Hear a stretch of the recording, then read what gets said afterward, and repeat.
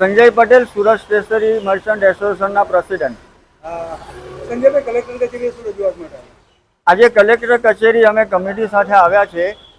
જે વર્ષો જૂનો પ્રશ્ન છે કે સ્કૂલોમાંથી જે વિદ્યાર્થીઓના પુસ્તકો, નોટબુકો, even school bag, school shoes વગેરેનું વેચાણ થઈ રહ્યું છે.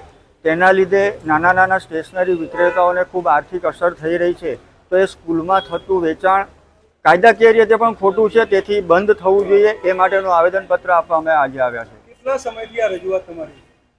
અમે એકચ્યુઅલી આ આખા ગુજરાતમાં તમને કહું ને તો દરેક શહેરમાં દરેક એસોસિએશન જે તે કલેક્ટરને આવેદનપત્ર આપી જ રહ્યા છે, પણ વર્ષોથી આ પ્રશ્ન વણ ઉકેલ્યો છે.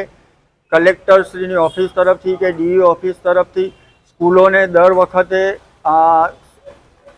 શું કહેવાય કે નોટિસ મોકલવામાં પણ આવે છે, પણ એનો કંઈક યોગ્ય નિકાલ આવતો નથી. ફરીને ફરી પાછું એ ચક્ર ચાલુ જ થઈ જાય છે. એટલે એનો કાયમી કોઈ ઉકેલ આવે એ ખૂબ જરૂરી છે. નોટિસનો જવાબ શાળા ના આપતી હોય ડીઓ કચેરી, હા, તો આને તમે કઈ રીતે વિચારો, કયો વિચારથી મૂલવો હતો?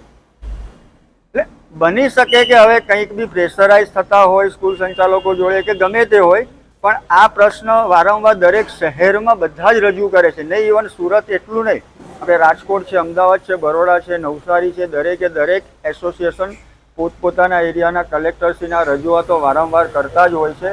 અને આજથી 2 વર્ષ પહેલાં થોડા ઘણા અંશે થોડુંક કાબૂમાં પણ આવ્યું હતું, પણ પાછું હત્યાની એ પરિસ્થિતિ થઈ ગઈ એવું લાગે છે. આજના ડિજિટલ યુગમાં MTV ગુજરાતી ન્યૂઝ ચેનલ આપના મોબાઈલમાં જોતા રહેવા માટે ઇન્સ્ટાગ્રામ પેજને ફોલો કરો અને યુટ્યુબ ચેનલને સબસ્ક્રાઇબ કરો.